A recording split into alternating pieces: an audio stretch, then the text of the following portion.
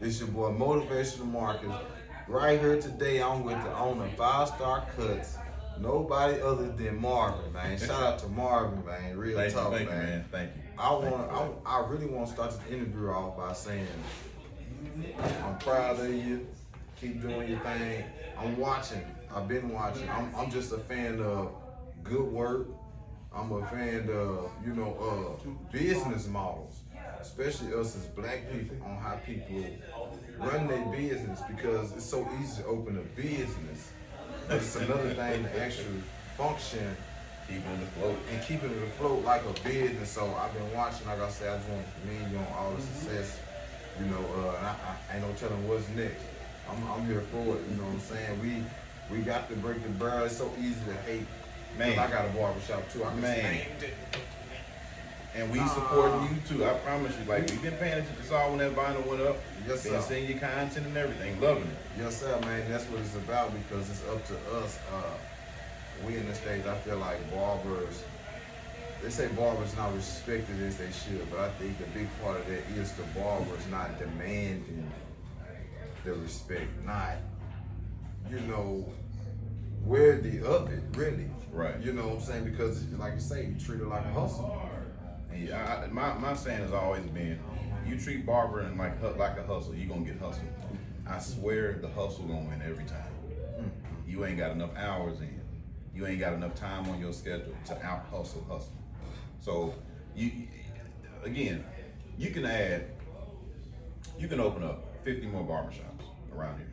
Yeah. And it still won't be able to be enough to service everybody around here. It's not. So for some reason we think we got our 15, 20 in an area, 20, 30 in the area. And like you said, I gotta hate on you for me to succeed. And that's not my model at all. Yeah, because it's just realistic. They used to tell us in the barber school, one person can't cut all the heads. Never. You'll die trying. You'll die trying. And when you die, they still the ones you was cutting gonna be hollering, man, who can cut me now? Look, man, listen, you made me think about something. Boy, I hate them posts, man. Who cutting today in Little Rock? I be trying to stay positive, man. A 30-year-old man, 35. What you did to your barber, man? Just talk about that. I saw a post, man, who can really cut hair? They've been doing it. I've been seeing them. What? I've been seeing them. Stop throwing shade at your barber and go on and figure out what you got going on with your barber. Don't tag me in that. Just leave me out of there. Just go apologize. My thing Just go apologize. You're right. It's the barbers. You know what I'm saying? I They agree. get so now. Man, going off. You never going started in. a war. Just that quick. I'm the best in the city, in the world, Craig. But you want me to tell you something? Another thing, reason why I had to come over here, right? Because I know you just opened, right? Yeah. And everybody say, oh, I'm the best barber, my shop the best. But when you look on Google, see, you ain't been open that long. And you right behind me on Google. And when I seen it, I said, hold it, fuck up. I said, hold up. He's doing something right. And it's so many barbershops around here. You look, man, I'm gonna tell you something. You look on Google right now, the first 4 or 5 barbershops won't even be black people, it'd be Mexican. Yeah. Man, you know what? I've never even done that. That's the crazy part. I mean, I'm on Google, man. I'm on Google. let me see. Because that's part of your What, you was business. in barbershops in Little Rock? Yes, sir. Put in best barbershop in Little Rock. Best? Okay, hold on. Wow, let me see. And it fluctuates. You know what I'm saying? Like, but you have been behind me for a little second. Nah, And I've been man. open. I've been open over there. Not 7 years plus. Not 7 Bro, years. you look. I typed in what you said. Now I don't know where's VIP bar. VIP barbecue. They look like a black person That on don't their even look barbershop. like that's.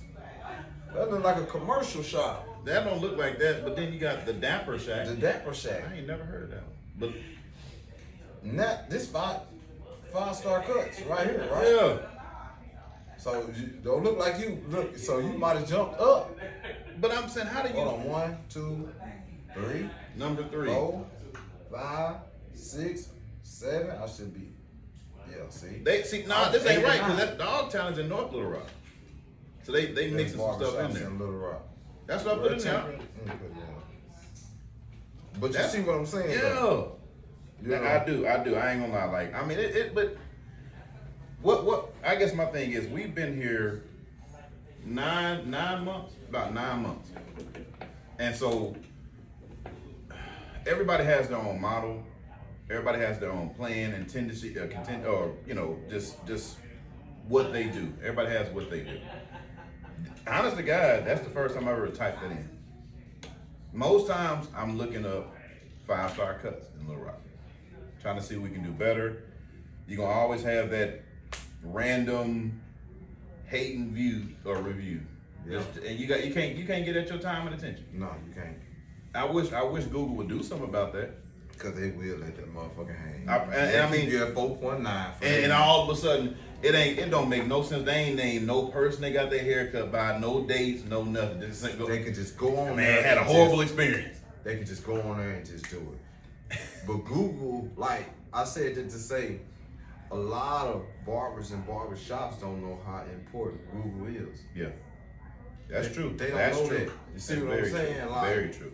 And so, like I say, when I seen, I said, "Oh yeah, that's what I'm saying." Because I try to implement a professional business. I'm business minded, so I'm always looking for ways to turn this barbershop into a franchise. Right. You know what I'm saying? How you doing? So, like I say, that's good, man. And I think more barbers should know. But see, they got. I mean, I think what we do is we get so wrapped up in Facebook, Instagram, and TikTok. That's great. That's great. But again, you showed me. This is what they looking at. This is what they looking at. When people come into town that don't know nobody, they go to Google. It's okay. You know, And Google's so powerful, man. I'm sorry, you got it. Google is powerful, man. Shout out to the people we got tuning in, And they going in and out with options. This is Katie. I'm sorry. This is Chucky's sister. Get out of here. How you And doing? then that's Marvin. That's Marvin. I don't know if we met him before. We haven't, but it's good to meet you. Okay. Man, we're gonna hop right into this interview, man. We're gonna hop right into it. I got some good questions for you, man. I'm ready for them. I got some ain't good gonna lie. questions for you. I saw some of them was some good questions. I ain't gonna lie. I really like what I'm seeing on them. We're gonna browse through them. My first question is, what inspired you to pursue a career in barbering? Okay, that's a good question. I didn't see that one, but what inspired me was I had a cousin. His name is Alvin. Shout out to Alvin. You know who you are. Growing up, we didn't have a lot of money. I'm serious. We didn't have a lot of money. Even going to the barber school was expensive. So you kind of see what that is. My mom had 3 boys, and that $5 was killing us.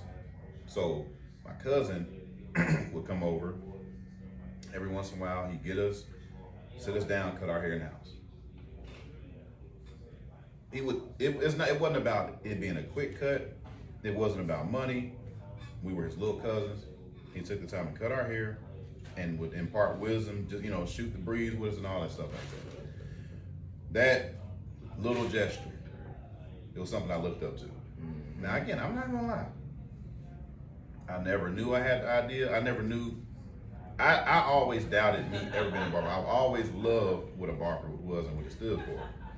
But as far as I was concerned, I was that wasn't my industry. That wasn't for me. I'm good at getting a haircut, but that's about it. Yeah. And so years went by, and I was at Pine Bluff PD. I was a detective. I had just gotten transferred to detective division, and I was put on night shift. And something hit me and said, I can do this during the daytime. I can go to barber school during the daytime. I didn't know if I'd be any good at it, but I said I can go to barber school during the daytime and work at night. I was in between 31 and 33 years old, which again is what am I now? I'm 31 years old, which is a big thing, saying that I'm gonna add this to you. It's never too late to do something. It's never too late to change. It's never too late to decide, hey, I want to be a part of something bigger. So that's kind of what it was. I always thought about my cousin, You know, I doubted myself the whole time. I'm not gonna lie, I really doubted myself the whole time in barber school. I'm like, I'm around folk who been cutting 15 years. Yeah. They just coming to barber school just to get a license. Yeah. Meanwhile, I don't know the difference between a trimmer, a liner, and a clipper. Mm-hmm. I don't know who 360 G's is. I don't know about the barber community on YouTube or nothing like that. Yeah. So, you know, it was always thinking about my cousin and what he did and how it affected me. And I knew I had 2 boys, so I said, you know what, let me try to do the same thing for them. Mm-hmm. From there, I mean, I just had a heart to do it. I mean, if I can make somebody look better, I mean, to me, I think I had a chip on my shoulder the whole time. Yeah. Because I didn't want to be the barber people go to just because they knew who I was. Just because I was a police officer in the city, I didn't want to be that guy. Mm-hmm. So my chip was to try to be the best that I can do. Yeah. That was my motivation. That's what's up, man. That's what's up, man. I got a similar story, something like that. You know what I'm saying? Coming up, my cousin he used to cut our hair. Mm-hmm. Say 5 brothers. We wasn't going to no shop. Couldn't afford it. Couldn't afford it. Shit, I've been cutting my hair since I was 11. Oh yeah, man. So You know, so I feel that, but I feel like in your situation, like your uncle, you say your uncle, your cousin, Mm-hmm. he sowed a seed. You know, and I always tell them he sowed a seed in you, you know, and it just took a little longer to grow. You know, but sometimes the ones that take longer to grow, they be the ones that be there to stay. I mean, that's you know true. what I'm I mean, I be hearing people talking about it's too late. I'm like, bro, I got in school at 31. I think 31, 32 years old. Oh yeah. Never cut hair.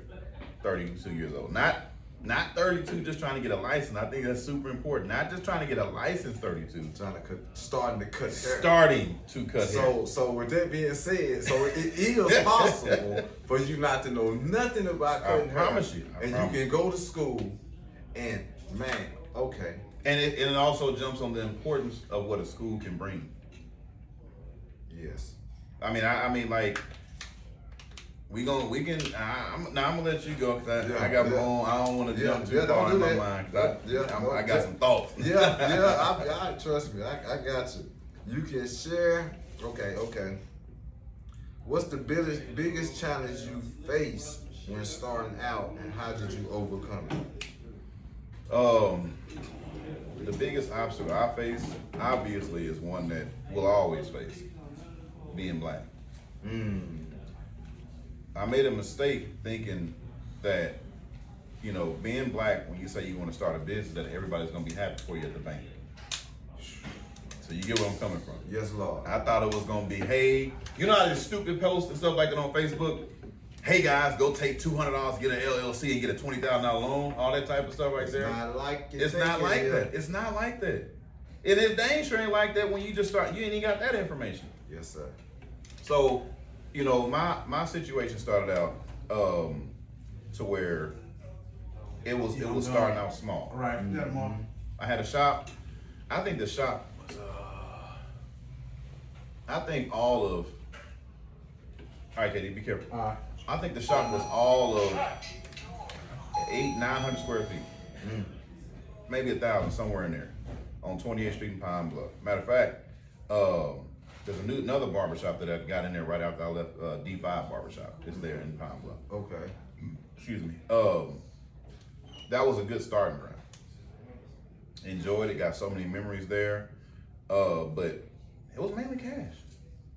Mainly cash. Cash. I mean, that's why, you know, I hear these schools tell students, even the rehab helps. I mean, let me make sure I say that the rehab does help. They do help. Okay, but it's only so much you're gonna do with $4,000-$5,000. The chairs cost more than $4,000 or $5,000. It just happened to be that I've had a business since 2011. I was selling suits and clothes there. I had a clothier in Pine Bluff called Picture Perfect Ties. Okay. So I was selling men's suits, dress shirt, ties for almost 8 years. Brick and mortar store. So this wasn't new to me. This was just a new industry. And what bothers me is when people think I'm gonna get what he got because he did it right at a barber school. No. But you ain't got my story. You ain't got exactly. You ain't got my experience. You ain't got my story. Education, because Exactly. there's a lot of education. You know what I'm saying, and trial and errors come behind that. Yes. And I understood that. That's another reason I came over here, because I knew that you knew more You know what I'm saying? Then what the average person know, because I'm the same way. Like I'm into that. I'm into banking. I'm into funding. Yeah. I'm into credit. I'm into all of them different type of spaces. Because when I started with cash, my own cash. Then I started to realize, hold on, that's not the way it's supposed to be. It's done. not, and that's not, and it's an area where I've made I'm not gonna say a huge mistake, because I mean I'm still able to do some things, but you know, if I could go back, I probably would have used more credit stuff. Yeah. Maybe starting small and build business credit. But on the flip side, I'm a testament that you don't have to. Yeah, exactly. So I mean, it's working.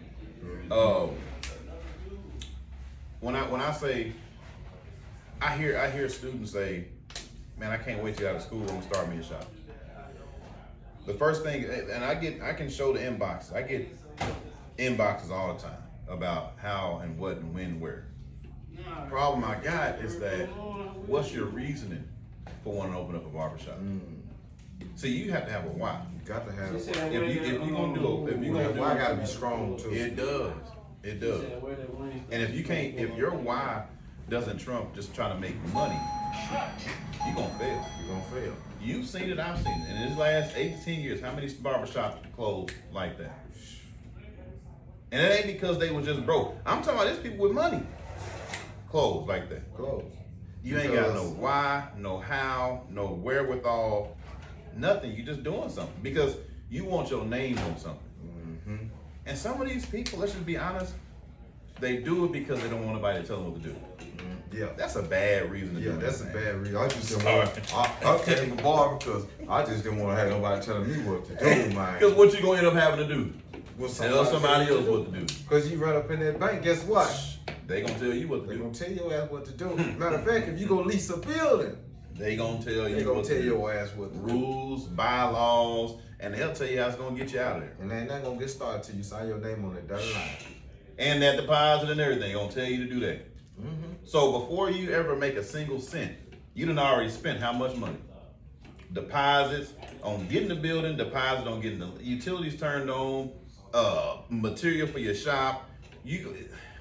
And that's my analogy always been this. If you can't afford to keep the shop open, if you can't pay that rent by yourself, By yourself. Unless, like I say, you got education. You see what I'm saying? That you can kind of take a look. But if you coming out of your pocket, yeah, you need to. That's just one of them dots that gotta be, Yes. it gotta be aligned. You know what I'm saying? Like they used to tell us in barber school, you need at least 50 to 100 clients before you start your own shop. Which again is very ideal, 100%. My situation was nothing like that. I hate to say it. When I went to New Tyler. Yeah, I went to New Tyler too. So yes sir, I went to New Tyler. You know, shout out to New Tyler. Yes sir. The Bryants, all y'all, Mr. Daniel, Mr. Ricky. Yes sir. You know, rest in love, Miss Mary. I mean, all y'all over there. You know, we love y'all, Miss Edna, For sure, Miss for Mona, sure. Shout out all my y'all, boy Mr. Will Reed, McNilly too, Will, man. all y'all. I mean, like Doug. I'm a product of New Tyler. Yeah. And so, but I lived in Pine Bluff.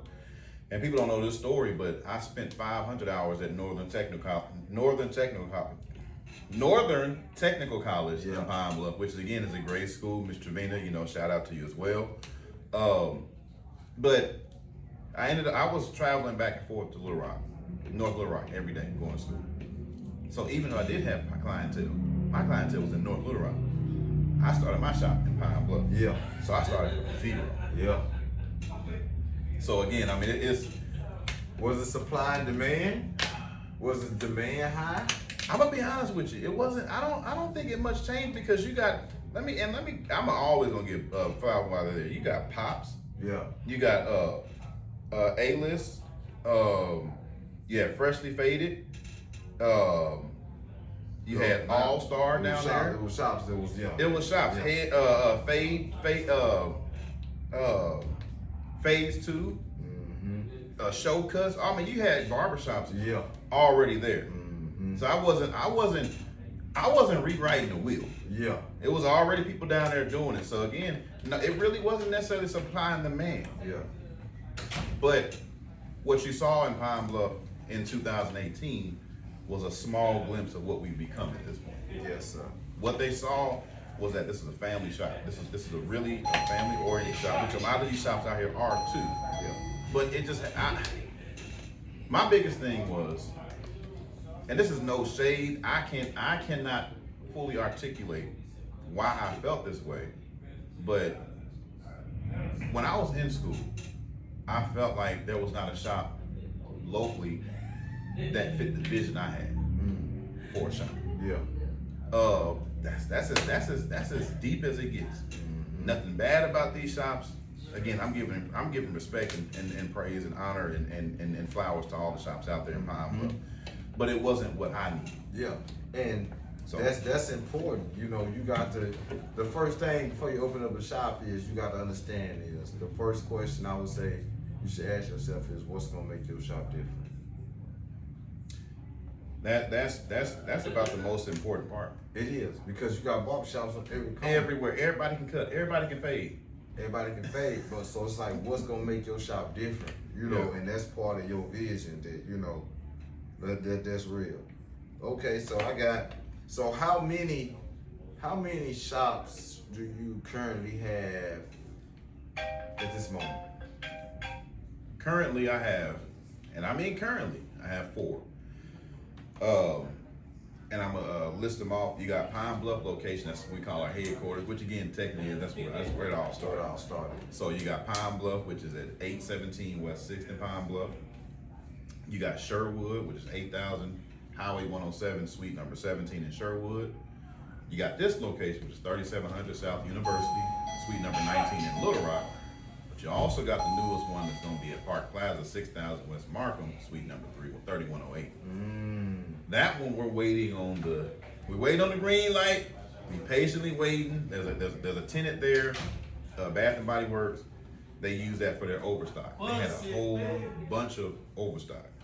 So now they're just getting that stuff out of there so that we can kind of move in. Okay. So as soon as they get that out of there, we'll be ready. So how long would you say it took you? How long you been cutting hair now? License? Yeah. 2018, and that was a later part of 2018. 6, Almost 8 years. 8 years. Yeah. 8 years, 4 shops. That's I really thought good. about that. I thought about that the other day. I was like, man, it's almost like every other year a new shop. That's really good. So like, when you see it from here, are you like? I see, like I just checked out. You got the back door. You got the Black door, vent setup yep. attached on with the barbershop. Yep. What that idea come from? Like, what made you like just thinking like in that direction? I mean, it's hard when you saw this building. I'm gonna post the video of this building from its conception. When I first saw it from day one, I'm gonna post that video. It's gonna surprise y'all. But when I saw that space back there, something had to go back there. I couldn't.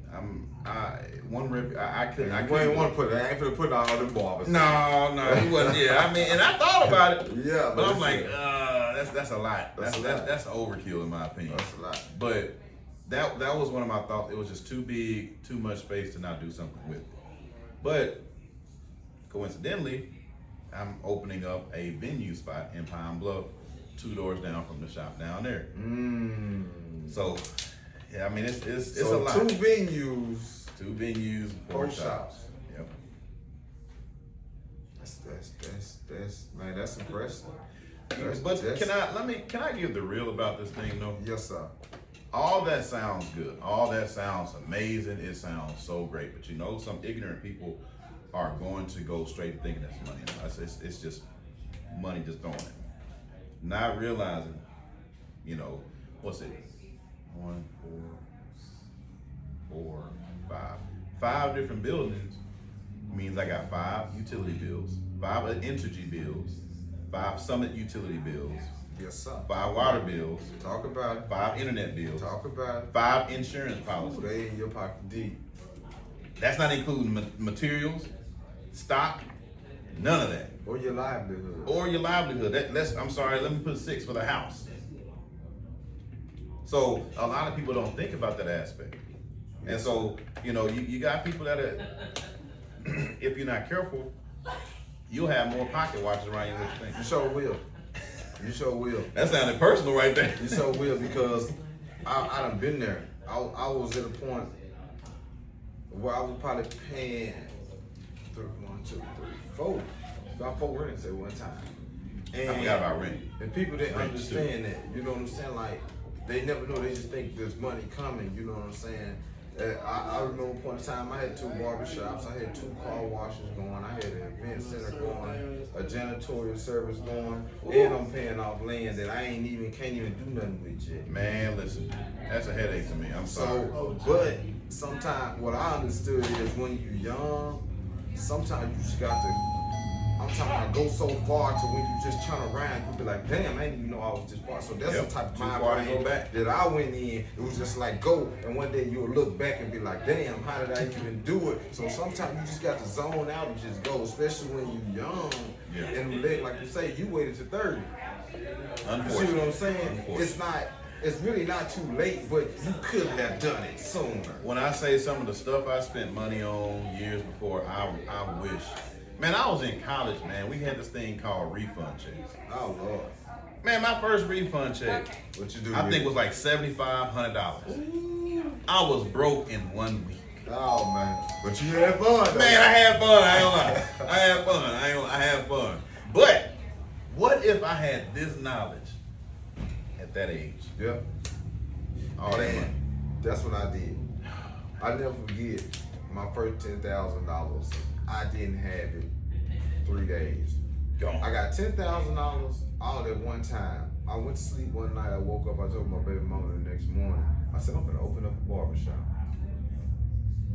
And she said, I think you can do it. That same day I went out. Is that the reason for the name? 10K.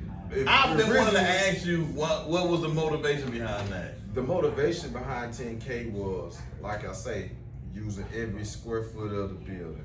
When I had the barbershops, the car washes, the event space, I'm doing comedy shows, running the janitorial service, and it was like I understood as a young man coming up. First of all, I understood that one hustle wasn't gonna get it. No, it won't.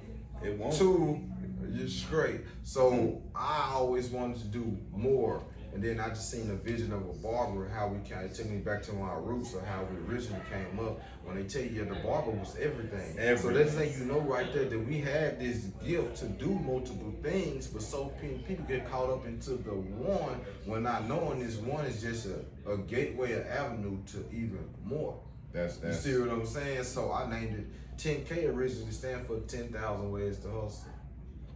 I didn't know You see that. what I'm saying? Thank you for answering that. I ain't gonna lie, I've been meaning to ask you that for years, man. I was like, I just assumed it was like, I didn't even know what it was, but I'm glad now when you said that story, I said that's what you got it from. I used to promote it like that. You know what I'm saying? 10,000 ways to hustle. You know, the original brand was how I originally came up with the concept. I was working right here on Colonel Glenn before I went back and purchased the building. Mm-hmm. I was working for this guy. He came down here from the country. And he was a hustler. He was just trying to do something right. Shout out to Lucky G. At the time, That's what's up. I was leaving from a shop. I had closed my first shop. I spent $10,000. Now I can't skip this over. My first shop, I just told you I spent $10,000. Yeah. It didn't stay open over 9 months. That's It stayed open 9 months. So when I had to close that shop, I sit down for a year and a half, and I'm a big fan of learning from my mistakes. So I sit back a year and a half, and I came over here to Lucky. Lucky was already washing cars outside. He had a tattoo artist in there by the name of John James. Get out of here. So he wanted barbers. Right. I was closing the shop. And So here when it I comes. came to his shop, I brought 4 barbers with me. Filled his shop up. He loved that. He loved it. You know, and he told me, he said, man, I really appreciate you. You know, so of course he down the line, he got kind of caught up and he was like, man, I want you to take over the shop. So when I took over the shop, I came back with what he was already doing. He was washing cars. You know, I utilized all this space because he basically already had the format there. You know, so like I say, just always really being a student. Even though he wasn't a barber, I still learned something from him that I could take with me. And like I say, to this day, when he come in town, he gonna come pull up on me Out of respect, that's that respect. We still good friends, you know. So, but John James helped me start it. He said, "Man, you need a brand." At the time, I'm not even thinking of a brand. I'm like, I'm just trying to cut some hair. I'm just trying to cut some hair. Yep. You know, I said, yeah. He got his tattoo going, and he started me. I thank him for that, you know. But he told me, wait, don't just rush. It need to mean something. Right. And that part right there. So that just was me, man. Like once I all put it together, it was originally 10K Gold Label. Okay. That was the first name. And then, like I say, once I got to doing all that, I look up, I had all this going. I switched it to 10K. 10K ways zones. That's it.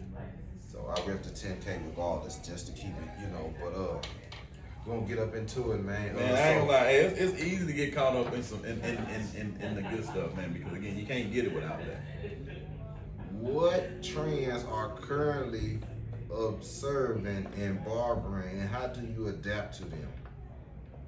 What trends are currently observing in barbering, and how do you adapt to them? I'm currently observing. It's not a current observance because fibers and sprays and stuff like that were around when I was in school. However, since 2018 to now, it has skyrocketed. Yeah. There's nothing wrong with enhancements, in my opinion. But the problem is, it's not us that has a problem with it. It's them out there. Now they'll send you a photo on Google. Want their haircut just like that. It's photoshopped, sprayed down, and it looks good for just that picture angle. But they'll want you to perform something that's not even real. So let me add to it. Enhancements in AI. Oh, that's a hell of a combination. I can go do a chili bowl, put the picture up, Photoshop it, and it's blurry. Blue fade. So those things are trending. The way I'm adapting to it is, as far as 5-star cuts is concerned, I can't speak for nobody else, but as far as 5-star cuts, we always are going to go back to the basics. We joke around. You see some of our text threads and group chats. We bagging on each other. You know, we don't want it to be a spray contest. We don't want it to be it's not a paint shop. Ain't nothing wrong with enhancements, and ain't nothing wrong with AI. As a matter of fact, the photo you used, for me, was definitely an AI photo. Yeah. I believe in having fun. Use AI for marketing. There you go. It's more AI is more for marketing. You know, I feel like AI is being used totally wrong. Yeah. You know, I can't give up my expertise because I do my study and I do my researching. You know what I'm saying? But it's definitely being used wrong. But back to what we were saying, 100% right. You know, It's been changed. why do you think it's such a big backlash from the blackout and the fibers, even from the community? Like they come in and they want it, and then if they go out there and if somebody say one thing about it, They now, talking bad about it. Now they want to turn around and talk bad about the barber, but you asked for it. You know, in a world of social media, everyone has a platform. That's the problem. That's the problem. So, in everyone having a platform, there's no standard to go by. It's what's here today is gonna be gone tomorrow. So, you know, when you're using enhancements stuff like that, you got TikTokers, you got Instagram reels, you got Facebook reels, and they're bagging on the use of enhancement. Now, some of them are going to a certain extreme to where it's not even accurate on what's being said. Yeah. But I'm still going to believe it because it's believable. Yeah. So you got people literally going out there. Spice Adams, I think he's the one that started it. The bigger guy, playing basketball. Matter of fact, they got a meme of him behind a tree like this in a yellow suit. You got Spice Adams. You got to look him up. He did one where he overly went over the top, blacked out the whole face and the beard. Yeah, I think I might have seen that one. And that right there just put a it bad. It sparked the fire on the internet.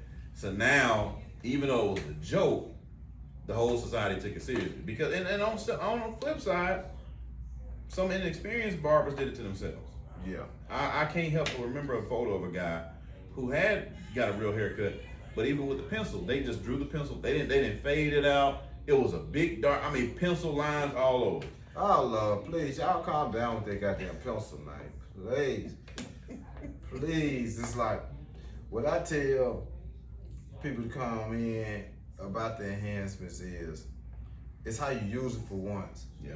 But what I tell you, man, is don't let nobody downgrade, the enhancements that you want. Like, because the woman you want, that's the woman she got on lip gloss, makeup, eyelashes, weave, the nails ain't real.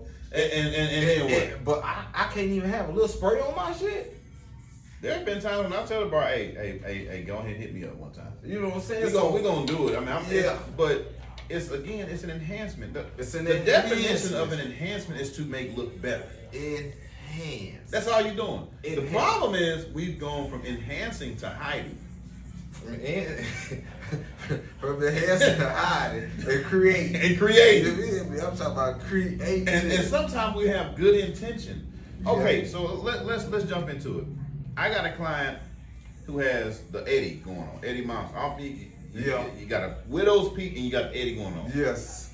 You're not gonna want me to put it natural, because again, either I'm going straight across and I'm gonna cut all this off, or I'm gonna line it and you're gonna look like one of them cartoon characters. Yeah, Blade.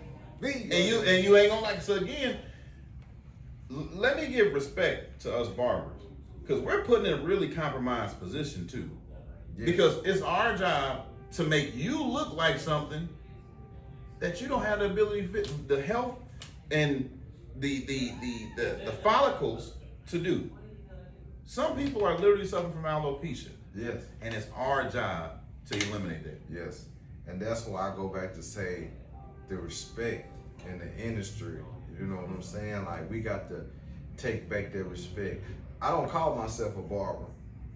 I call myself appearance professional.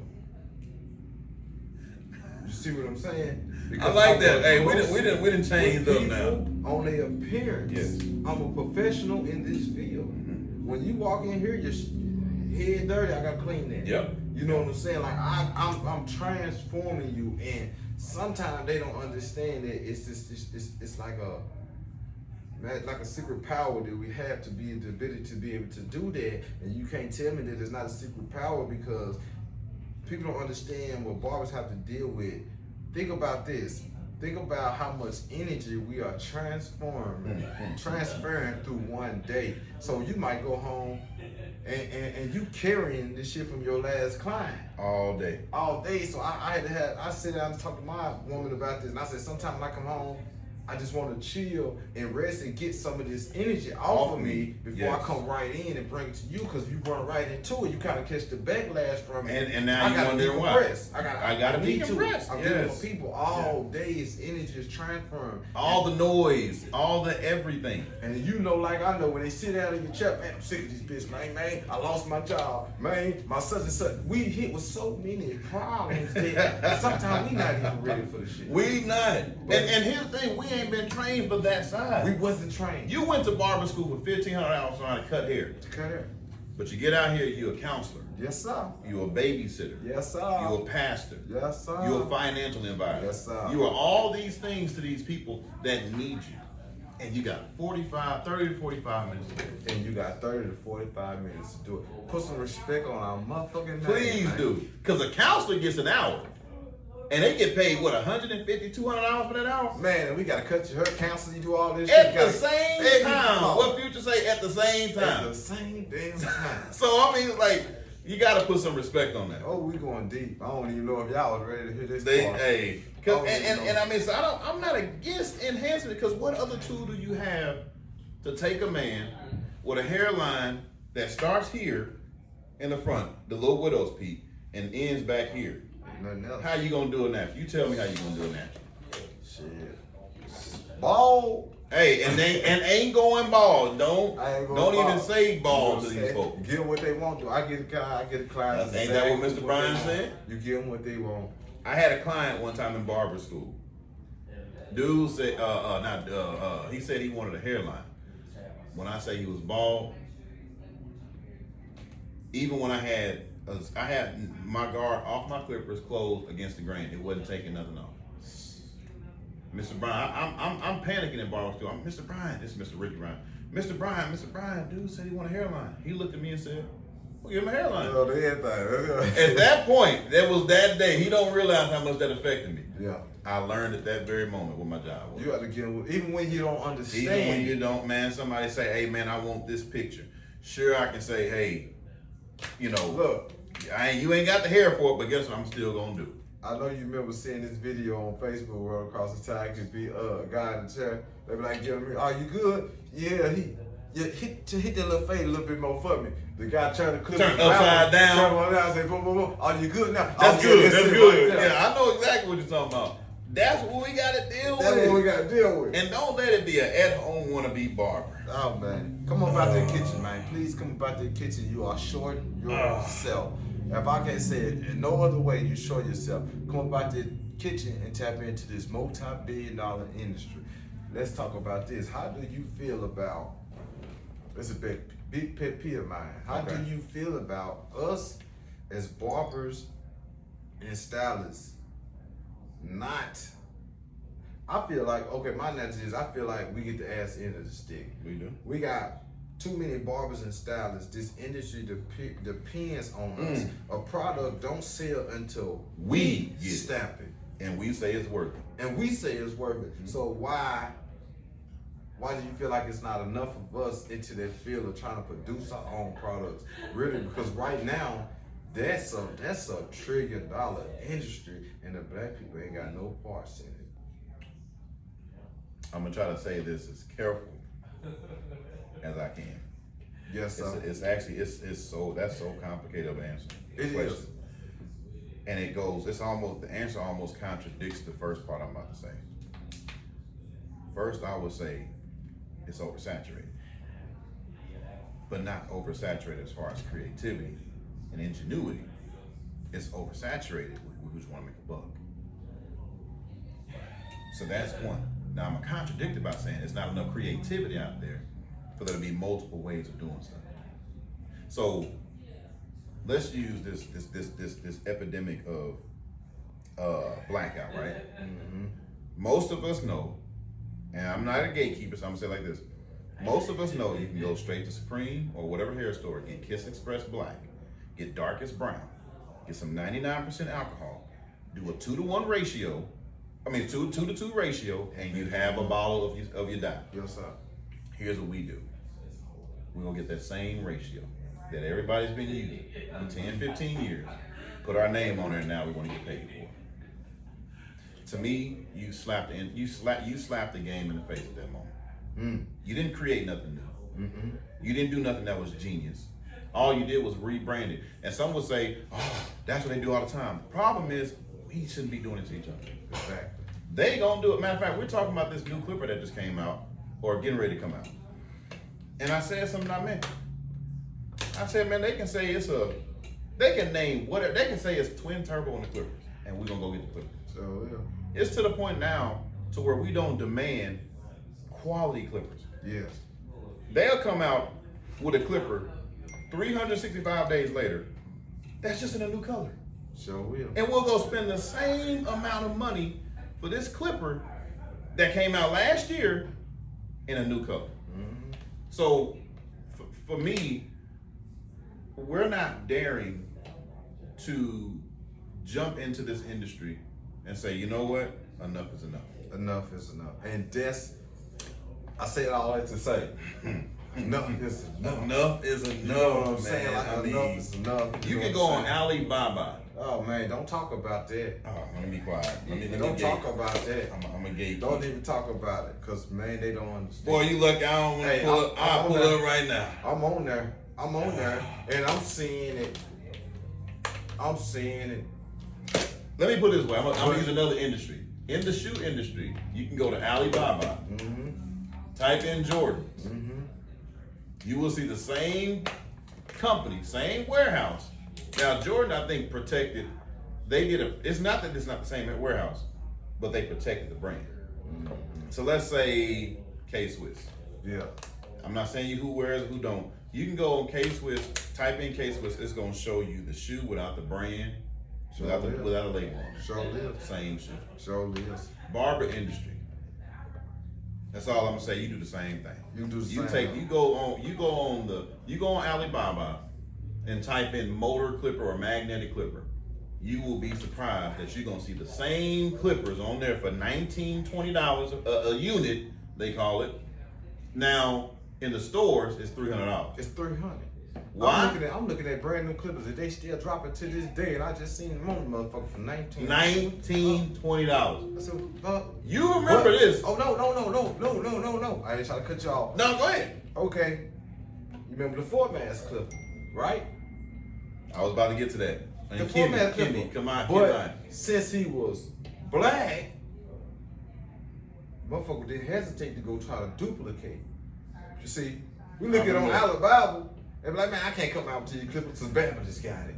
Damn, you look just like Bama. I can't even do it. I was gonna put my name on there. But since the black dude, I might know more people than him, so he ain't gonna reach as many people as me. Your mind shifts to a whole different, and it's wrong. It's like, so I will support the black brothers just as well because, like I say, you're gonna make the money back. You're gonna make the money back, but again, it's an integrity behind this thing.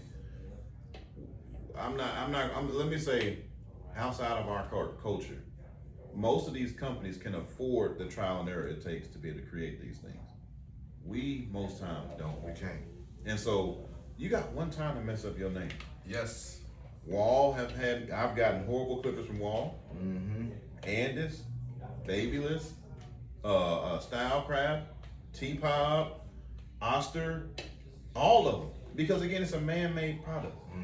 But you know what I also bought back again? Andis, T-Pop, Wall, I bought again. We do it. You got one time. You got one time. I'm talking about let UPS drop the package and they come out where the blade is off center a little bit. Oh Lord. It's your fault and we ain't doing it again. It's your boy. What you So that's why again that's the problem. That's number one problem. But two, we got a lot of fluff in our industry. And I've said this since I was in barber school. There's a lot of fluff in our industry. I call it egos. Egos.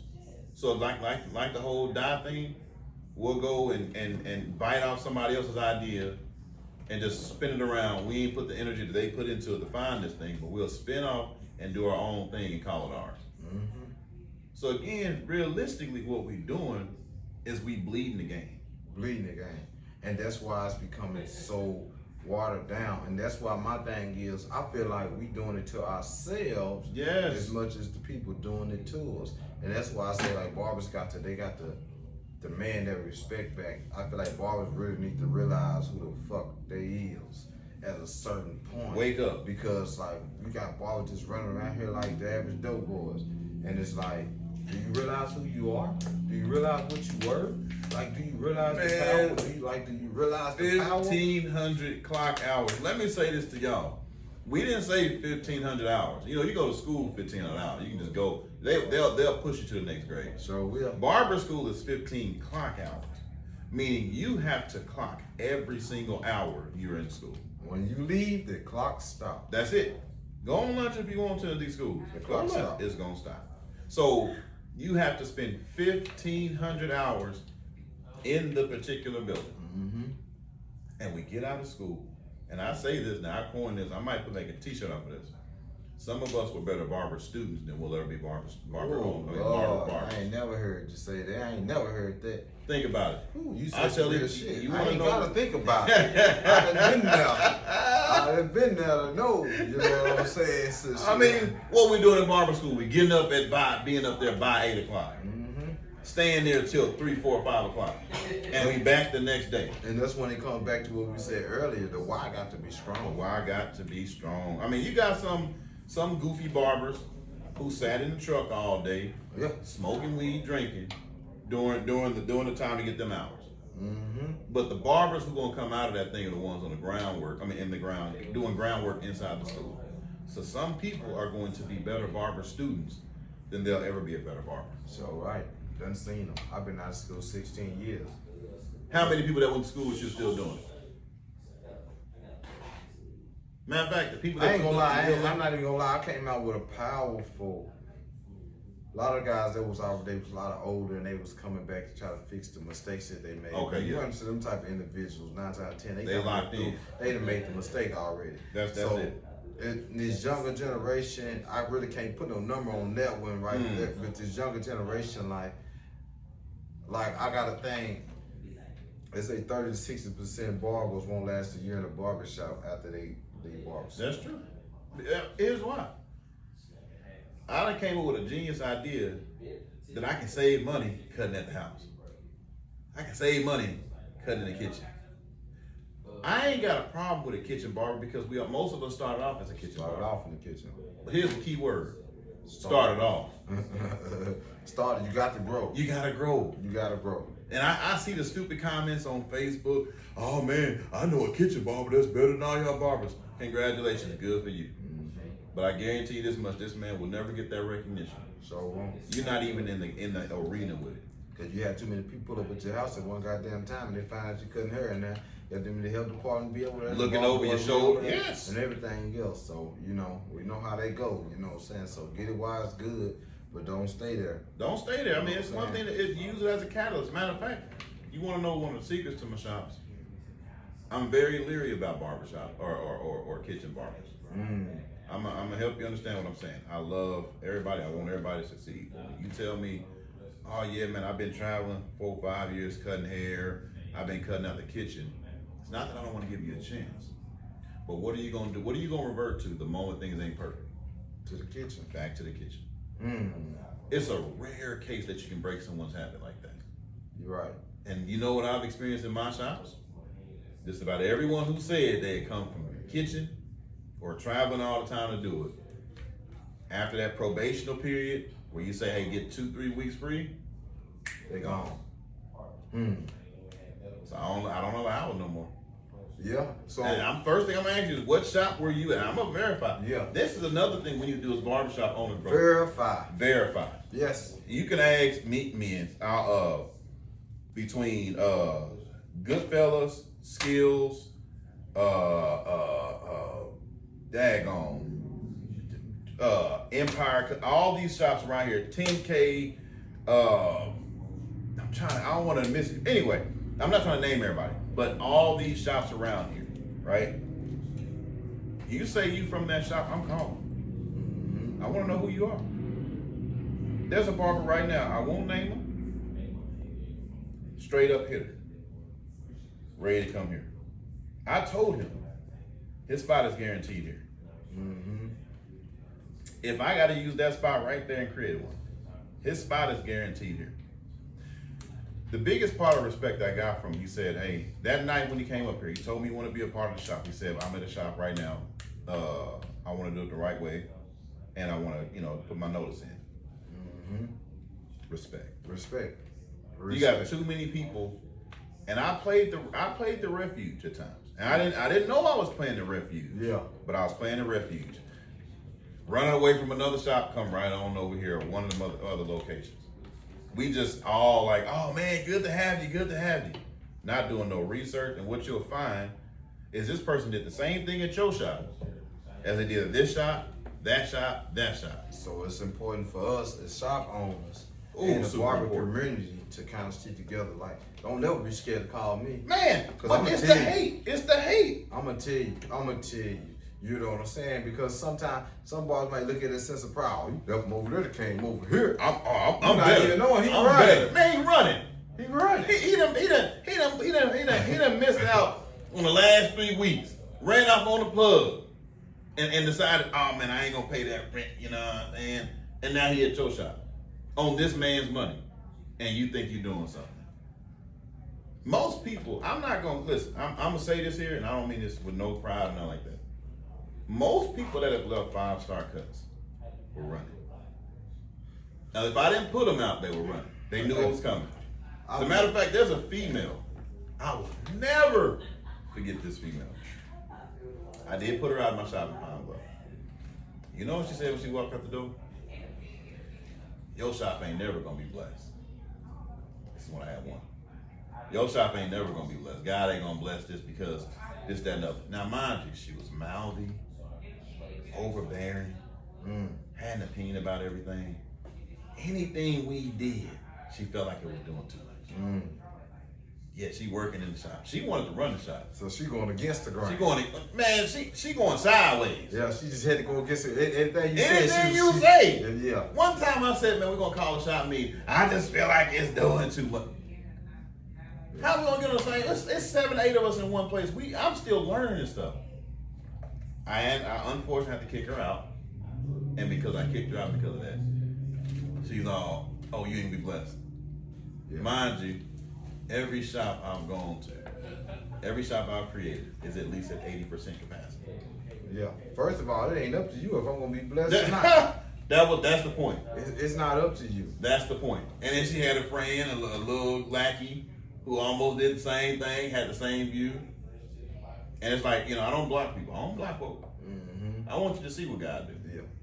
So again, I mean, you gotta understand. Yeah. Man. Yeah, man, it's crazy. When somebody go to your and yes, here's the thing about it. Both of them were running away from another shop. 9 times out of 10 it is.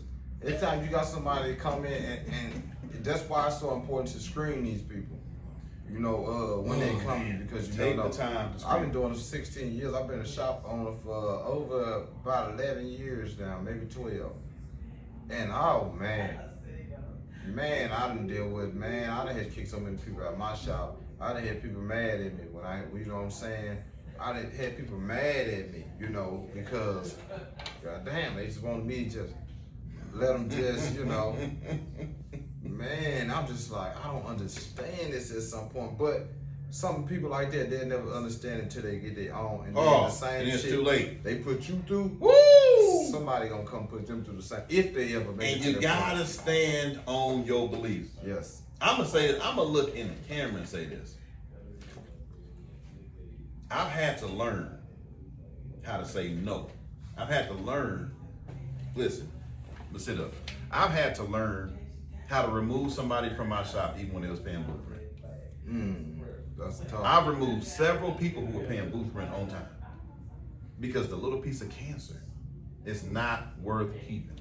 So nice. Most times, if you again, a barbershop is a lot like the human body, and the bad people in the shop are like cancer. What they say, early detection. Sometimes you gotta have early detection. Yeah.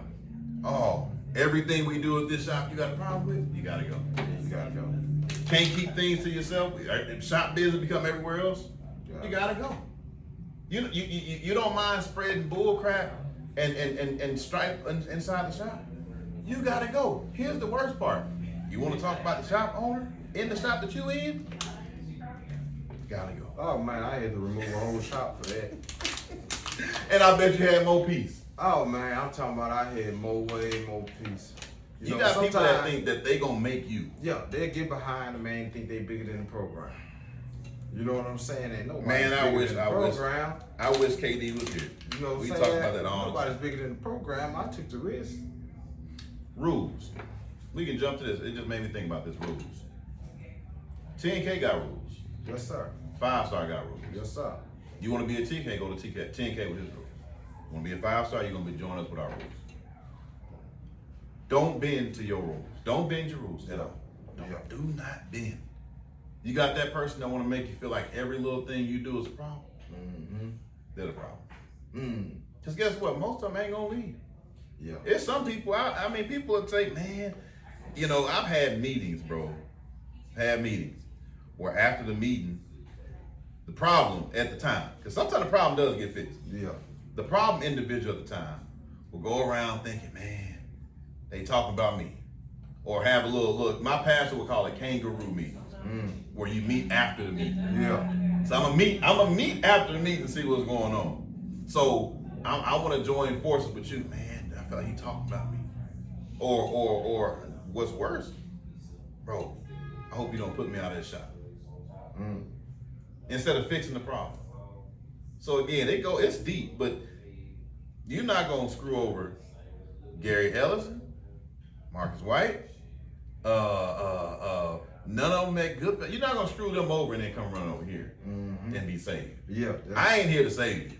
I'm saying. I want to look at. I'm not here to save you. No, I'm not here to save you. Yeah, I'm not here to save you either. Cause I don't, like I said, I don't give a damn. It ain't all about money. It's like, not. I done got rid of a whole shop, and I let my shop. One of my worst problems was when I first came out was I would look for barbers. And I'm about to put this thing down. shout out to Mr. Jordan. Oh, Everybody in the state of Arkansas know who Mr. Jordan is. you better know who Mr. Jordan is. I will tell you something Mr. Jordan told me I never forget. He said, Marcus, he said, don't you go looking for no barbers. He said, you let them find you. Let He attract said, them. when you go looking for them, they feel like you need them. Man, that's the woo. But he said, when they come looking for you, you know they need you. And that stuck with me because I had such a bad pick. I was picking them, and when I told you my first shop stayed open 9 months, because niggas was selling more dope, making more money than me, and I was still paying the rent and was struggling to do it.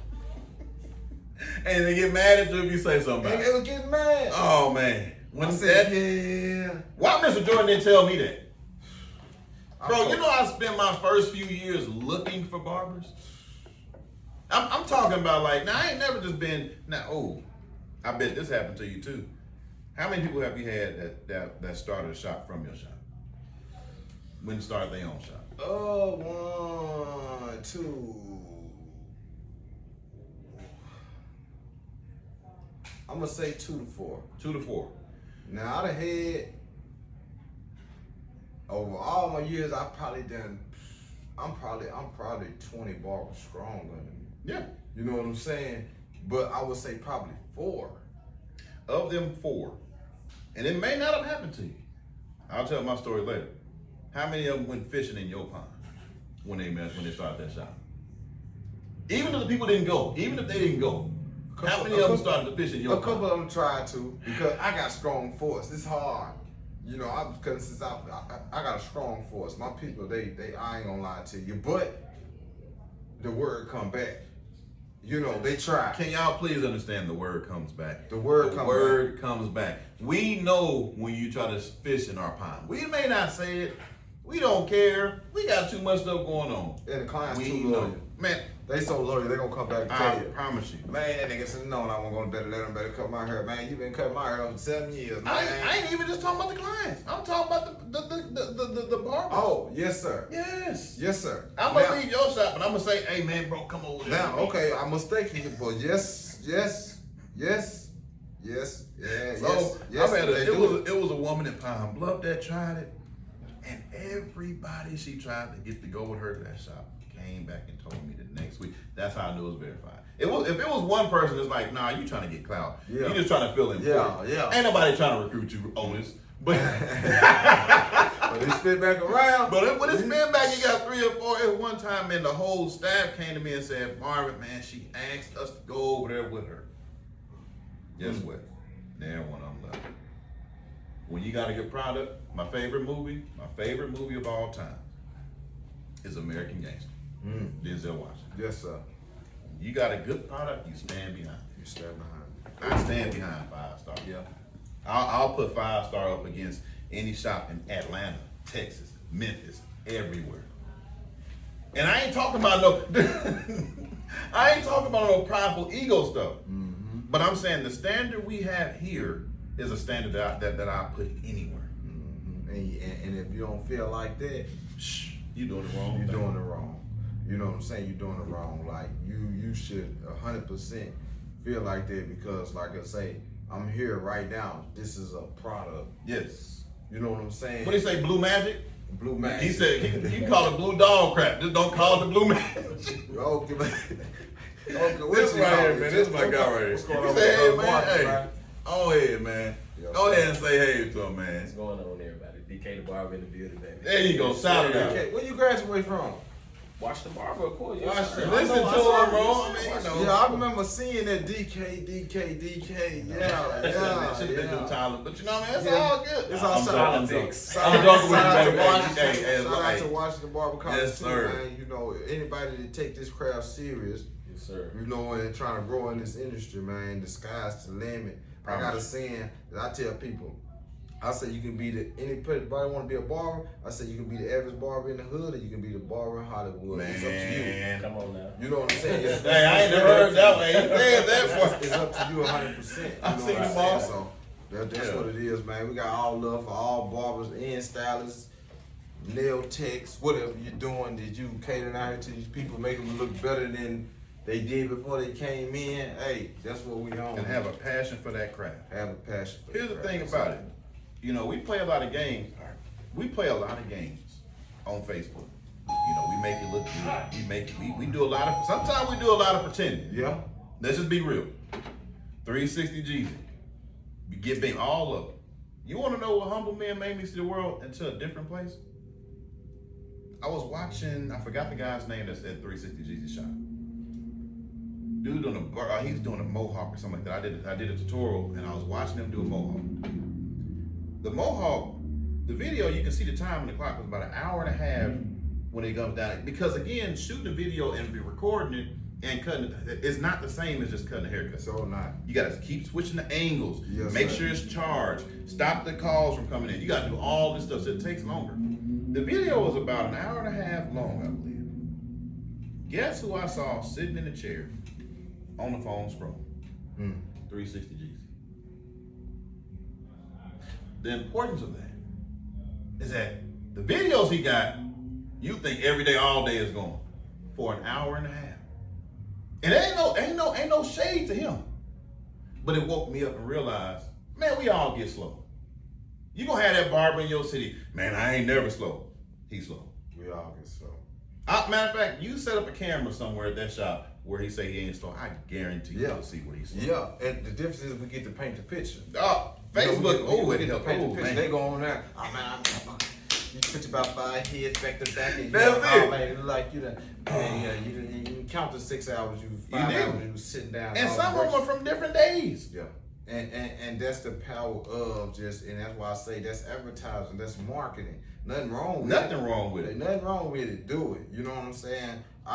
Myself, I compact my schedule. I've been cutting for so long, so I compact my schedule. I only cut Thursdays, Fridays, and Saturdays. So that way when I come in, what I did was eliminated the spaces. Yes. Because if By I come compressing in, it. by compacting my schedule, and then I'm into a lot of different other business ventures. So they give me Monday, Tuesday, and Wednesday to kind of, you know, get I'm gonna a say lot of that something. done. I want to capitalize on what you just said.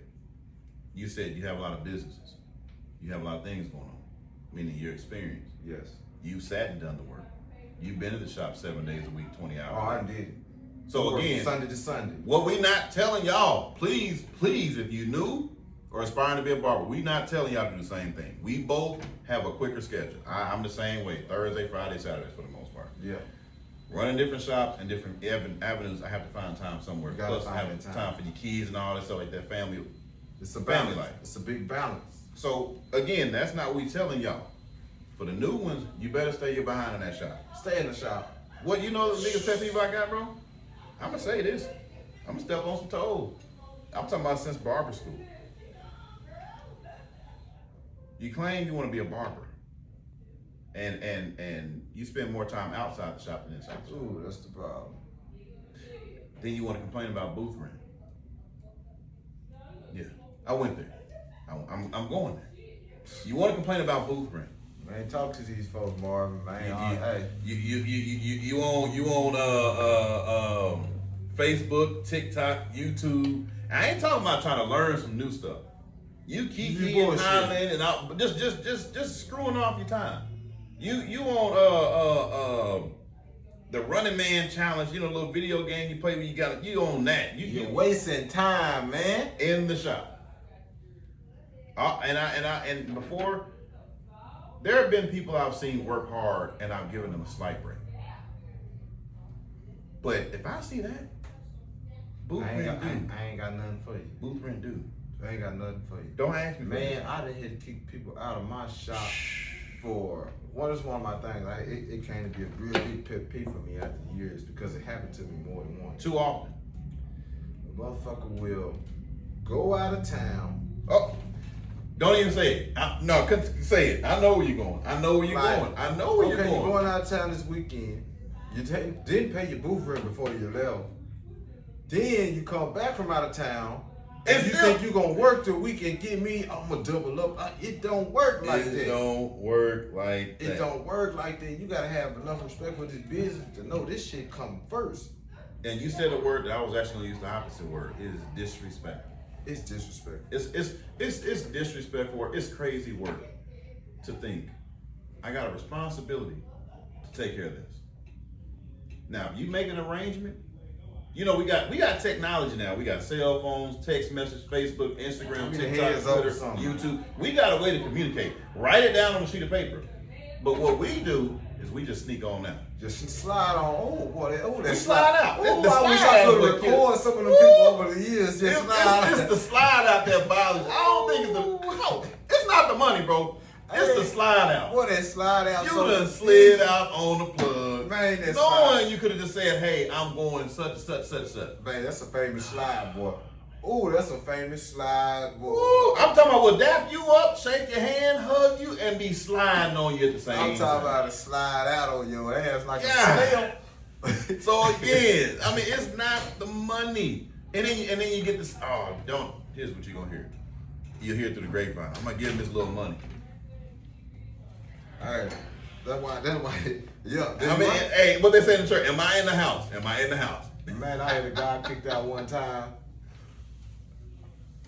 He was behind.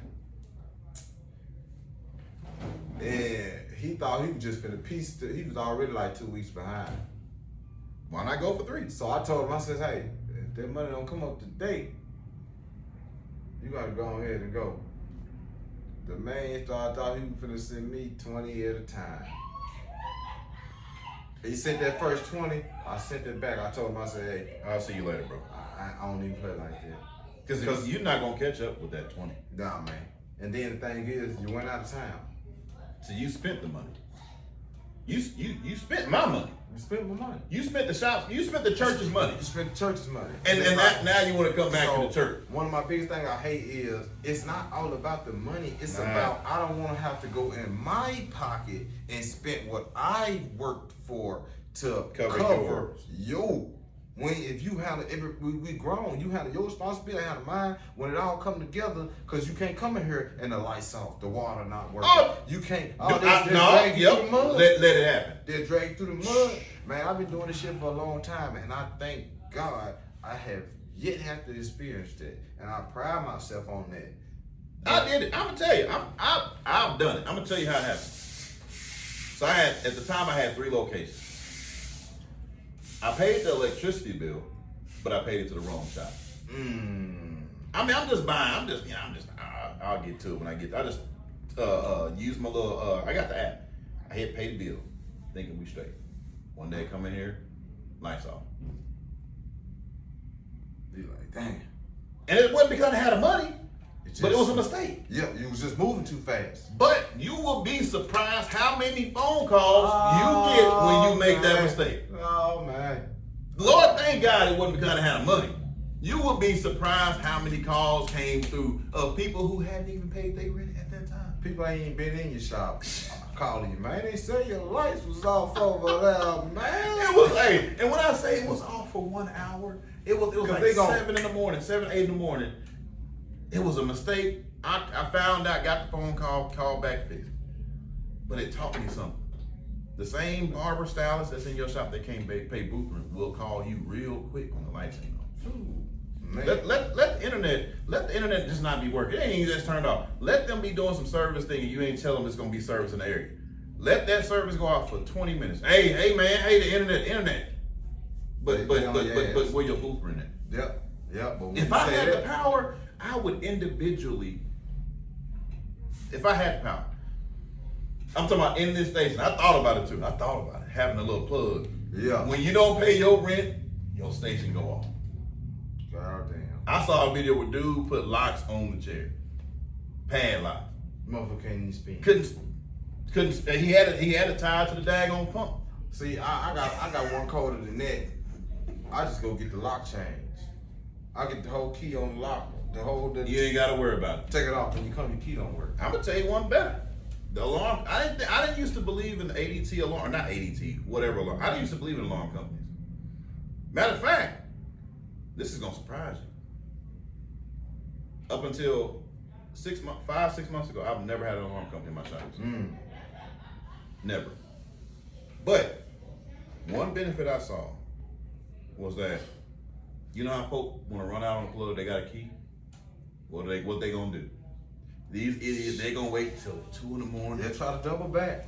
3 in the morning, go unlock that shop, go pack their stuff off, and leave. They gonna make sure it's gonna be a time when they know anybody. That alarm gonna let you know, because I think this much. I'm gonna let you keep the key. You can keep the key. I'm cutting your alarm access off. So I prefer it that way, because now it's gonna sneak up on you. Now the alarm going off, police coming. They coming, and they gonna ask me. I work, yeah. Oh, what you doing there? They call me and say, hey, on Google, my hours, the shop's closed after 8. Shouldn't really be nobody up there. Or they'll get bold and call you directly. Hey, the alarm going off. Oh, what you doing up there right now? Huh. See, again, yeah, that alarm. They ain't ready for that. And then we the one playing games. Nah, it's this shit is way bigger than what people know and what they think. I got a strict policy, and every shop don't share this policy, and it don't make no shop any less or any better.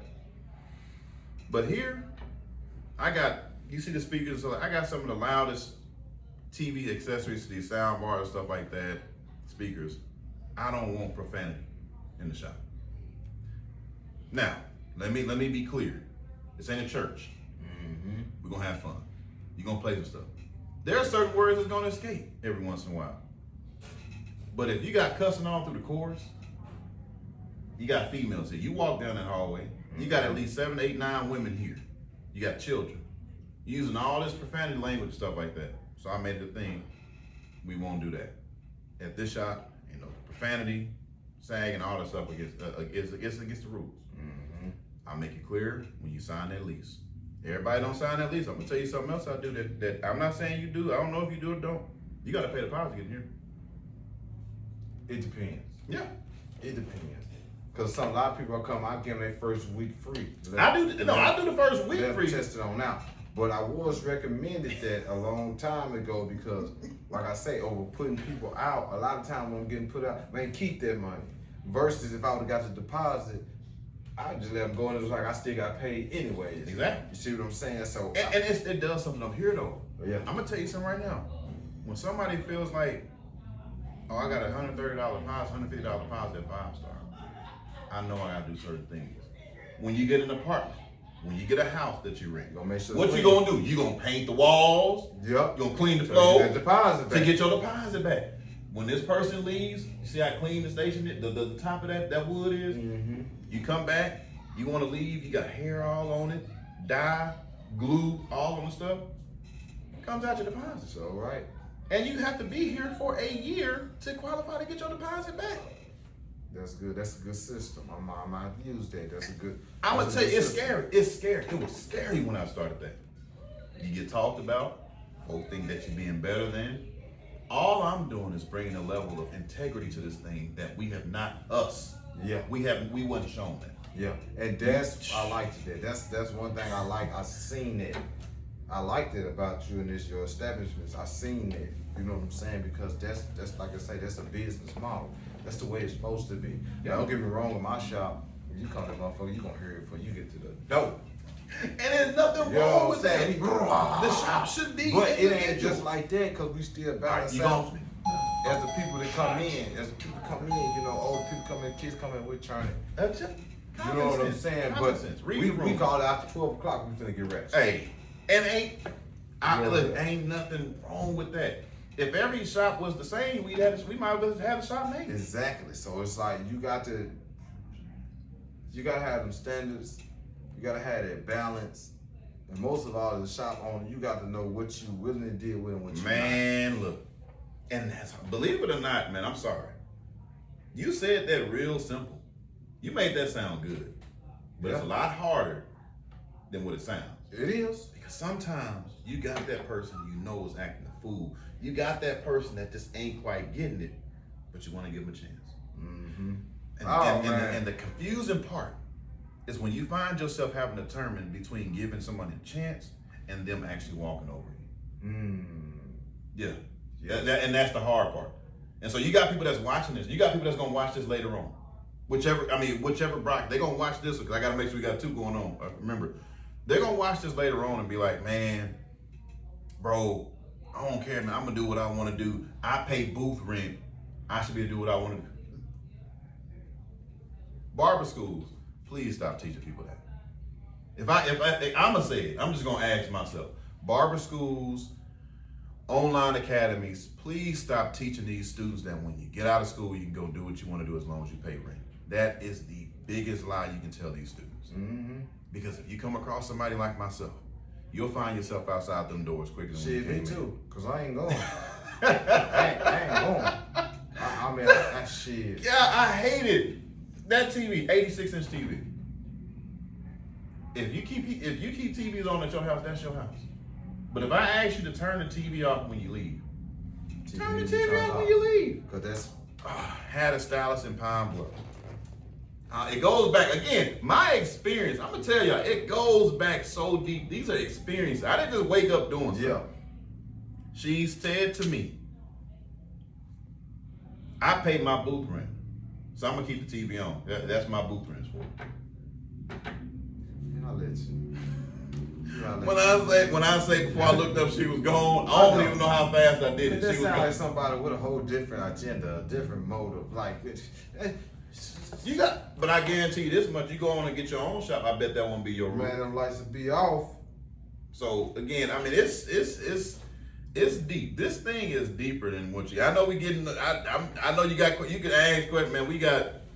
I had to get that in. Yeah. I get passionate. I mean, this is what it's about. You know what I'm saying? That's what this is about, is just getting a different point of views of the barber industry, dropping back them gems, giving that knowledge, keeping people from making some of the same mistakes that we made. You know, and also encouraging them to keep going and giving it to you real. You know what I'm saying? There ain't no sugarcoat. Everything we just told you come from experience. This ain't nothing we heard, this ain't nothing we bought. You know what I'm saying? It's something we learned and what we was taught, you know what I'm saying, along the way. So like I'm deep into the industry, and I feel that for you too. So that's why it was important as barbers, brand to brand, business owner to business owner, to make this happen. You know what I'm saying? And I'm looking to do this with barbershops from here all across the world if God allowed me to. You know what I'm saying? But I'm gonna give you this. I'm gonna give you flowers. Most folk wouldn't do what you did. Yes, sir. You know what they would have done? I'm not saying I didn't know how the format was gonna go. They're gonna have you come to their shop only as an intimidation thing. I want you to come to my shop so I keep the attention on me. But what you're doing, the fact that you're willing to go out, it gives another level of respect, because what you're saying is, bro, it's about this, not about that. I'm not bringing you on to get your clout and so they can see my logo in the back. Nah.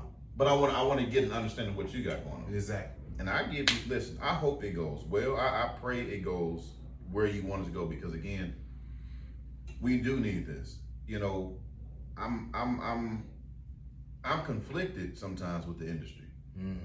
I am. I'm gonna be honest with you. And I say that because I'm not just speaking from a Little Rock perspective. I got shops in 3 different cities: Pine Bluff, Sherwood, and Little Rock. So for that 45, 50 mile radius, I'm seeing the same thing. See, it's easy. If it was just here, you could say it was a Little Rock problem. Yeah. If it was in Pine Bluff, you could say it was a Little Rock problem. But the fact that I got both these locations having some of the same problems, it's an industry problem. It's the industry. It's the industry. See, and it's been going on so long that it's starting to, and that's why it's important for podcasts like this, because something got to be done to break up the noise a little bit. Yes, you yes. know? And there's so much negative going out. Like, tell me something positive you see about a barber on the daily. Probably the only thing positive you see about a barber is when I come down your timeline. And they got a good haircut. And I'm saying something. Other than that, it's just haircuts. That's really, that's not all you nothing positive that's pushing out towards the industry. You And see it's what I'm not, saying? I'm to the point, I really don't like to post haircuts no more. Because I don't want to be in there, it's feel like I'm in a pool of fucking, I don't want to jump in the I know what you're saying. with the crabs and, because, my haircut better than his. Look how he did that. That's face. exactly Look what how it he did that. Look at that. I'm a shop owner, so first I got to think to not even put myself in the situation of a barber. Again, you said something. Again, I'm a reword what you just said in the words of Mr. Ricky Bryant. He pulled me to the side about a year ago. I was in the shop. He said, Marvin, you either got to be the coach or the player. I've been lately I've been getting into coach mode. We got a passion for cutting, bro. Ain't never gonna go nowhere. Yeah. But at some point, you gotta be the coach. If you keep trying to play coach and be in the game, run yourself ragged. And just like what you said, now you competing with your own shop. You competing with your own shop. If walk-ins come through that door, you can ask all 8 barbers here. It's 15 of us total altogether, but including 9 barbers here. Ask them how many walk-ins I've seen. We got walk-ins starting to come in here daily. If I get a walk-in, I'm almost frustrated. Because you like, where everybody at? I'm the same way. I hate it, and I'm gonna tell you this right here. God is my witness. I'm not calling no grown barber to come in the shop because we got a walk-in. I will let you sit right outside. Ooh, and I need to change that then. I need to change that because I'm type. I'll be like, hey, because you know what it does. Wanna, you know what it does. You just booked his appointment. Just booked his appointment. You've been in the game too long. You booked this man's appointment. I'm not doing it. Not doing it. You want to sit out there in the car, smoke, drink, whatever like that? Cool, you do that. But as soon as that walk-in comes in, I don't care if this man had 20 walk-ins today, he's going to get 21 before I walk out there and get you. It took one time. I was at Sherwood. I remember this like it was the other day. Had a new barber. I don't even remember the barber's name. It was his career there was so quick. I don't even remember. But he said something that I always stick to. He said, Marvin, call me when we get a walk-in. It's something about the way he said that. I thank God for whoever that was and what he said. But it's something that did something up here with me. I don't even cuss, but I said, I wish the hell I would. This man ain't been at a barber school for a month or 2. I'm in this thing years. And he tells me, the shop owner, to call him when a walk-in comes in. So if you're gonna change, I would recommend you change that because I'm not doing it. Yeah. I'm not. I ain't big on it, but like if I'm in there, I have found myself doing it. If you ain't got there, don't let the walk-in walk out. I'm with that. Now if we the only one and we got to, but I'm gonna tell you something. I'm gonna talk to you before that dude sit in your chair. Yeah. I'm gonna walk him to your chair with you. Let me holler at you real quick. I don't want to call you to the shop again. Sitting in front of this shop. You taking a lunch break, that's one thing. Taking a small break, that's another thing. But if you're just sitting out there. If you're just sitting out there, let me say what that's doing. In case y'all don't understand, I'm going to say it to you. You're not adding nothing to the shop. You're subtracting from the shop. And at this point, if you're going to be in this shop and you're going to subtract from the shop, I don't need you. You don't need them. We don't need them. So when they want to retreat to you, when either I put them out or they run away because they don't want to pay their booth rent. Call it. What's happening? Such and such over here trying to get a booth, man. What happened over there? And I'm gonna let it be known. And now I'm never gonna. You can ask me and Mr. Gary, me and Gary Ellison. People don't understand how strong our bond is as far as shop owners. We have. It's been times we rotated people. One came from his shop to here. One went from here to his shop, and has done this a few times. He'll ask me what I think. I'll ask him what he thinks. We never tell you what decision to make. He started that. He's older. He put that in my mind. Shout out to Mr. Garrett. He put that in my brain. I understood it. He lets you make the decision. Yeah. Because if I say don't go to his shop, if I say don't let him in your shop, and you see the same dude over here at this shop, then post a video that day photo, and you feel like he's going off, you're gonna feel some type of way. So right. But when you make the decision, this is a big. It's different. How you doing, man? It's a big difference. So again, that I'm sorry. Certain things I get passionate about. I feel you. Like because this is what's killing our industry. This is what it needs to be talked about. It needs to be talked about. You get your lazy. Sometimes, bro, some men don't know how to be around other men. Oh Lord. I'm used to being the head honcho, right? Let a man cut better than me. Let a man get more play than me. Let a man get more action. Let him be more popular right next to me. I feel some type of way. No, when you really should be, it's time to learn. It's time to learn. It's time to learn. So again, all I'm saying, man, is in our industry, the things that are killing us is stuff that's free. It don't cost nothing. Don't cost it. You fix the free stuff, our industry is back. And if you think our industry ain't suffering, you part of the problem. Yes. We sitting there talking about $40, $50 haircuts when we got internal stuff to deal with. We got internal shit to deal with.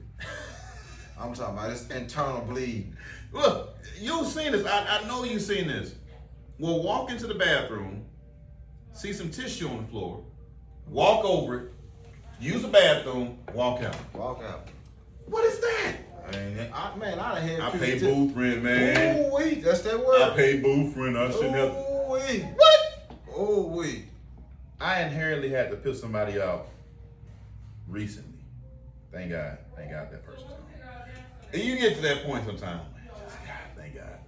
But Birdie. She would constantly mention the hardest person having your shop is a previous shop owner. Oh Lord. You want to know why? Every day you gonna hear what happened when I had my shop. Now I've been blessed with some great previous shop owners. I'm gonna give shout out to them. You know, y'all know who you are. Thank you for making the job easier. They'll enhance. When we talk about enhancement, they'll enhance your shop. KD, Derek, and 5-star cut in Sherwood. Jeff, he was just on here. I actually have something I need to say about him. A good thing. Sean. You know, I'm trying to make sure I name everybody, but everyone in this shop that we have now has enhanced the shop. This guy named Stokes. Oh, is he on there? What's up, baby? What's up? Rodney Lord. All of hey, that's what's up. What's up? Appreciate y'all for tapping in, man. Y'all know we just talk barbershop knowledge, man. That's it. Appreciate y'all for tuning in, man. It's been a hell of an interview. We ain't even got to the questions. It really just took off. And we wasn't trying to. We just swapping energy, chopping game, man. What we need to do a lot more, man. I hope I see you going out tomorrow night at the barber. It's a appreciation night for barbers, beautician. Where? I ain't know It's that. at the new Mexican spot. Please let me know. I'll definitely. What's tomorrow? Thursday? Yep, it's Thursday night. I don't think I got nothing. So I'm planning on stopping through there, man. I know I'm gonna see a lot of y'all in there tomorrow. You know, that's what it's about. Send that to me when you Getting get together and, you know, just kicking it, man, and making this industry stronger than what it is, man. You know. I got something coming that's gonna shock you. I'll tell you later on, not all the cameras, but you're gonna love it. Yes, but sir. I gotta say this to Jeff Woodbury. If you're still on here, Jeff, I'm gonna give you a shout out. I'm saying it by name. Remember we was talking about vacation? Yeah. This man has done this year in and out. When Jeff goes on vacation, now, do you understand? I have certain things. When you're at the shop and you're a contributing member to the shop, you get 1 free week vacation. You don't pay money on that. You get a birthday week. You don't pay money on that. You get certain things. I just give it to you for free. Jeff takes a few vacations per year. And if he's not going to use that vacation thing, you know what Jeff do? And it threw me off when he first did it because I wasn't used to it all the way. It took old school barbers like him and Derek. Here's 2 weeks of booth rent. I'll see y'all when I get back from my vacation. How it's supposed to be done. How it's supposed to be done. So you got people who feel like it's doing too much. You got people who feel like it's unrealistic. But the truth of the matter is, it's a business. It's a business. So if you want to understand what's killing our industry, stop listening to these people on Facebook, TikTok, Instagram. It's the $40, $50 cut, $60. That ain't even where it starts. It's the professionalism in the industry. It's the professionalism in the industry. One more question. I'm gonna get one more question. We're gonna wrap it up. Go ahead. Booth rent or commission? Booth rent. Why? I've heard the arguments. I agree. I can understand and agree to argument. I've heard these. Now that wasn't on the paper, but that's a good one. That's a good one. So I say booth rent wholeheartedly in this region. Let me here. Little Rock, Arkansas, Southern Arkansas, all it. Boom. Well, first thing we gonna scream out is we don't want nobody counting our pockets. What do you have to do when you're a commission? Gotta count your pockets. Gotta count your pockets. Hey man, I see that you cut 4 people today. Our price here is $40. Them 4 people, we need that money. That's $160. I get 30% of that. I need that before you go. We ready to fight. Ready to fight. Not only that, they want something for nothing. Now, and what they do in commission, here's what they do in commission. They raise the prices. They got smart in commission. I pay attention. Mm-hmm. I look at barbering from Arkansas all the way to California, all the way to New York, everywhere, Atlanta, Florida. Here's what they do. Since we're gonna go commission, now my price is $65, so I can get more. So I'm charging the client $60, so I can hopefully get $40. When we Arkansas will come. Who's that? I'm gonna give you my take when you get done. Okay, remember Jody the barber? Jody the barber. 4 or 5 years ago, the $50 haircut. Yeah. He set the internet ablaze. Power 92 was talking about it. The internet was talking about all this stuff. That was $50. What you gonna do when all of a sudden every haircut is $65 so I can pay the commission? It just depends on if they go up to 65. So my analogy is this. I've been cutting hair for 16 years. The point of the game, the way the game is going to now that I look and really analyze the game, I think a lot of barbers coming out of school should start from commission.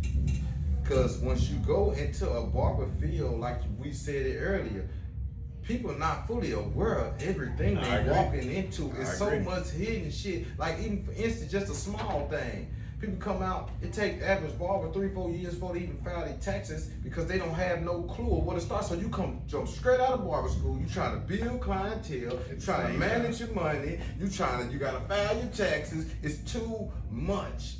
That's when the shop come in and take some of it off for you and say, hey, commission. Let's turn this into now, like I tell barbers now, if you come in here and you're an upcoming barber, you might not have no clientele. But guess what commission do? It adjusts to that. You see what I'm saying? Now you put yourself in a situation because what a lot of people like, even a brand like 5-Star Cutz, this is a major brand. It's on the way to being even more major than what it is. So at some point, we have to realize that, hey, people, they really they come in to the shop to be a part of your brand. So if your brand provide everything, because if we want to keep it real, an independent contractor is an independent contractor, right? That means it's really not my job as a shop owner to provide you with clientele. Stop it, man. You gonna get us beat up, man. I'm done. Hold on, bro. You about to get us beat up now. I'm just keeping it real because I was always against it too. Yeah. Then I had to start to say, hold on, let me understand it. Maybe that's why we don't have franchises. See, it's a such thing as called. How you doing, sir? I don't even keep cash, my man. I'm so sorry, bro. I wish I did. It's a such thing as be blessed, man. Like you just said, if a walk in, you want to send them to them because you the shop owner, right? That's part of what you call a system. As business owners, it's a such thing to say if you work in your business more than you work on the business, it's not a business. You see what I'm saying? I ain't never heard it said like that, but that was good. We have to take ourselves out of that. Simply, it's just like you said, when a walk in come in, I don't even feel right coming. I don't. Even there are people who I've given out cards. They see my face at Walmart. I want you because you gave me the card. If you're insistent and to the point where you want, I ain't got a choice. I can respect that. But just because I gave you a card don't mean it was for me to cut your hair. But it's hard to turn them over. It is. I just did that today. It is. On the way over here, I sat on the phone with a man for 15, 20 minutes, all the way over here, and he said I gave him a card, but I got a new barber in the shop. So he ain't trying to deal with it. And I was showing him basically, hey man, get out, this is how we do this. You kind of get them comfortable.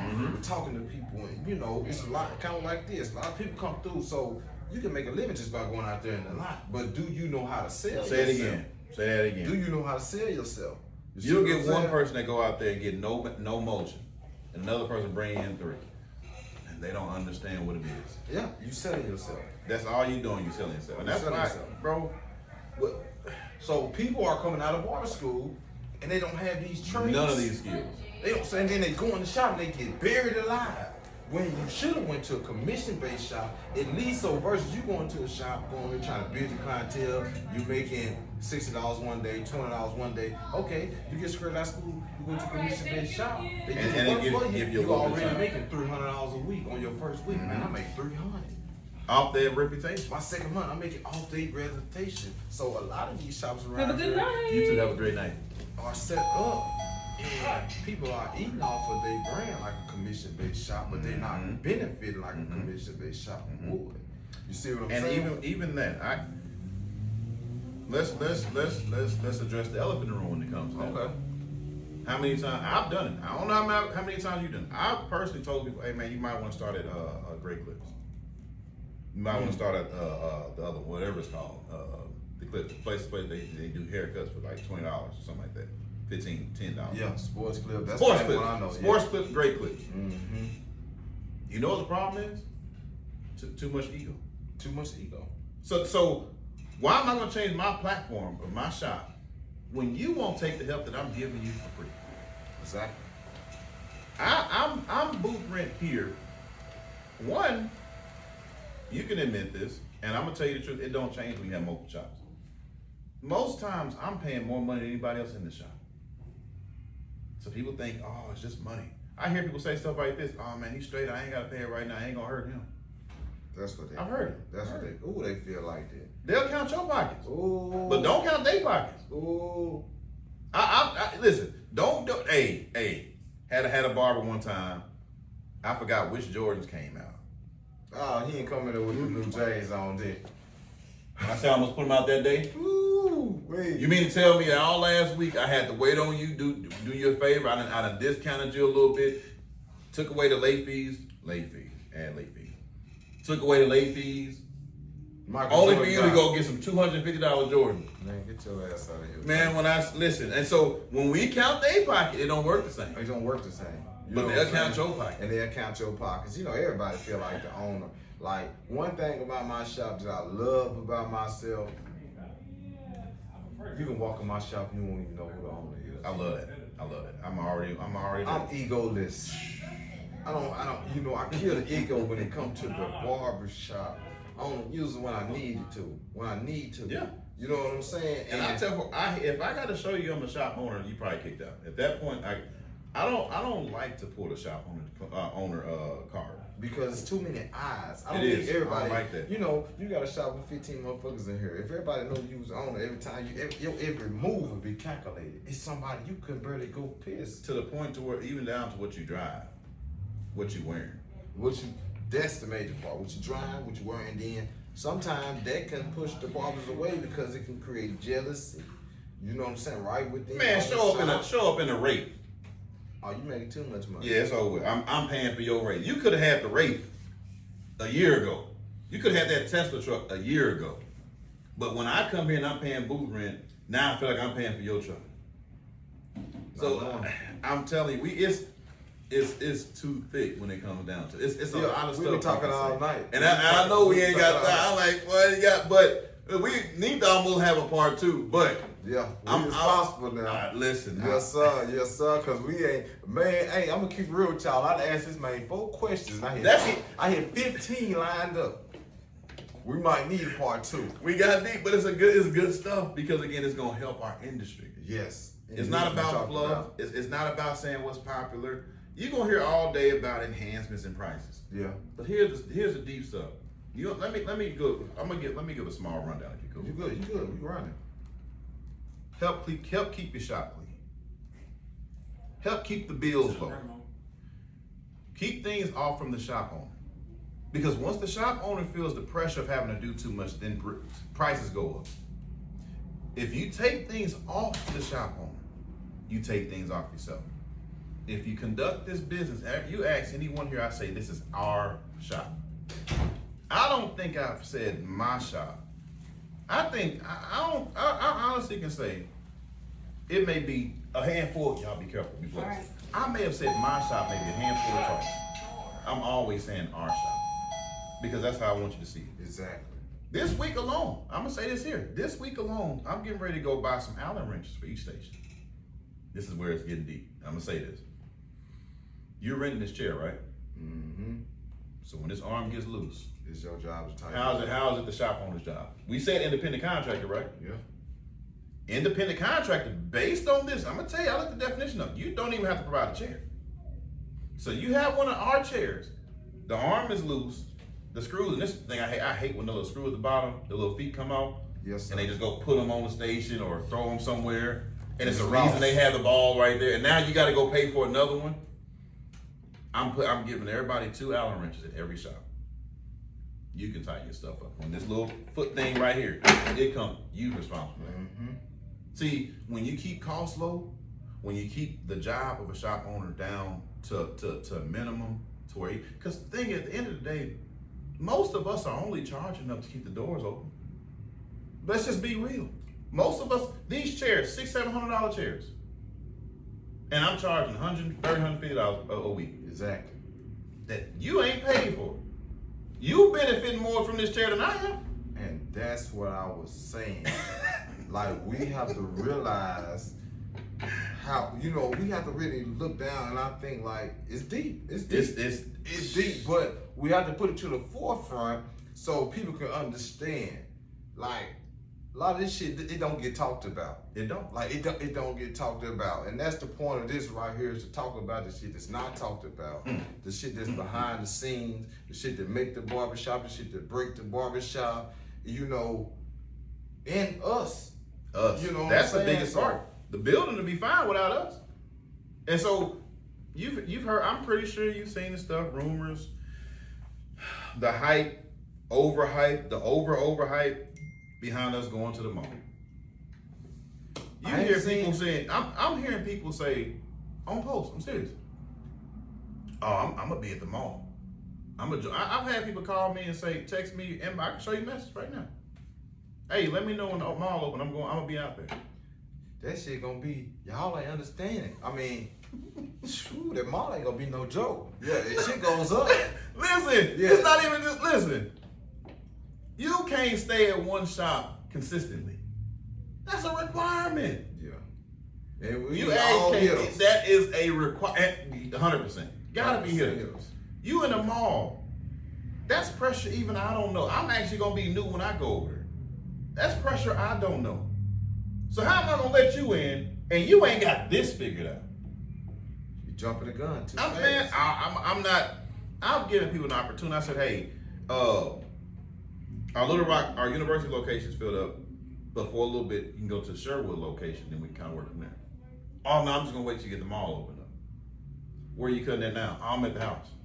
Oh no. we ain't So I'm gonna- about to take you from the house to the mall. Yeah, you tripping. Then you gonna be complaining about, oh man, it was a little Too high. Yeah, it's too high, man. My take is, man, if you don't got that dog in you, stay your ass at home, because it takes a dog to make it out here. Can you say that again? Just If one you time? don't got that dog in you, stay your ass at home. I didn't say I agree with it. He said it. He said it. I done seen it, man. These, man, they people skills suck. Horrible. And we sleeping on $1 trillion industry because we deal with people every day on the regular. Do you know, man, I got a whole lot of sins I can tell you all day. Oh, man. You feel me? But it's just one sin, man, that say, one of my favorite persons, Dr. George Frazier, I listen to him all the time. And it's a sin that he say, God's way of apologizing for he said, God gave us friends was his way of apologizing for our relatives. Because we can choose our friends, but we can't choose our relatives. Wow. I said that to say is networking is the way of the 100%. world.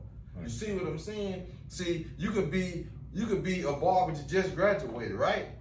But if you know Marvin, if you know Marcus, I'm pretty sure that we can help you avoid some. We can. It's not. We can navigate you to get to where we at just a little quicker because we have been there. That's the power of a relationship. So barbers need to understand. That's why I say I love. Like I made a post yesterday. I said, what's one of the? Well, I think I said, what's something that motivates you and keep you wanna inspire you? Yeah, I saw barber. Yep. And there's one thing I said, dude said the relationships. And I said that was my answer. It is. Because that's the power of this industry is relationships. I tell people all the time, if you're a barber and you good at what you do, you really should have to pay for shit.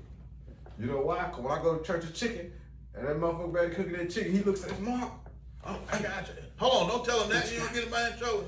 That shit in the bag. Yeah. Not here. Not this church. I go over here, I go to the club and the security guard, I cut his hair. He like, Come on through. Come on through. That's part of networking. Your gifts make room for you. There you go. I'm already knowing when you come. There you go. So again, that's big. That's big. huge. So again, man, listen. I'm gonna say it like this here. And I'm gonna leave it up to you. Finish it up, man. We do have $1 trillion industry. We have one of the most glorious industries out there because it's an industry where you go to a place for 9, 10, 11 months, spend some time in school, pay your little money, you get out, and you control what you get paid per hour. How many industries can do that, first of all? The problem is, we're defecating on the gift that we have. Kitchen barbers, closet barbers, front room barbers, garage barbers, they gonna always be there. The problem, I ain't got a problem with them. It's the barbers who go out, go to school 1,500 hours, get that license, just to go do what you could have done with $18,000 less. Sure. I'm gonna pay $18,000 to be a kitchen barber. No. I'm gonna pay $18,000 to sneak around kitchen cutting at the house. Yeah, you just gave some money away. You gave it, and now you behind trying to make money and wonder why you'll never get on time. And student loan ain't coming up off your Man, they not Sally Mae, whoever is coming after you. They coming. And then they'll put a lien on your license after a while. So again, we have a great industry. Is it suffering at times? Yes. Do I believe the guy who's on TikTok who said we're losing trillions of dollars a year? I don't know. I doubt it's that high, but we can come back. We can come back real quick. We can come back. Simple stuff. He put a good number. We losing money. We damn sure losing money, but we do the work. It ain't as hard as we think. It's gonna take some time. It's gonna take some learning. It's gonna take some unlearning. You know what I'm saying? Discipline is key. You know what I'm saying? Like my thing is like respect the shop owners. Like he said. Help. The more you take off the shop owner, the smoother it will be. Because the more he have to work, the price is going up. And we're going to leave y'all with that, man. It's motivational, Mark. Hey, and this, Clipper, Dr. Marvin, man, it's been a pleasure. Yes, sir. I thank you, bro.